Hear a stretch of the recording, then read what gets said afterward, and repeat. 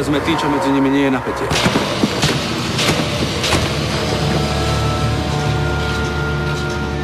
A prečo nie? Obaja vieme, že naše položenie a náš vzájomný vzťah je presne určený. Naše povedomie je vymedzené a nedá sa zamedziť našim rozhovorom. Preto vy mňa nebudete presviečať. A ja sa nebudem snažiť presviečať vás. Je to čistá situácia.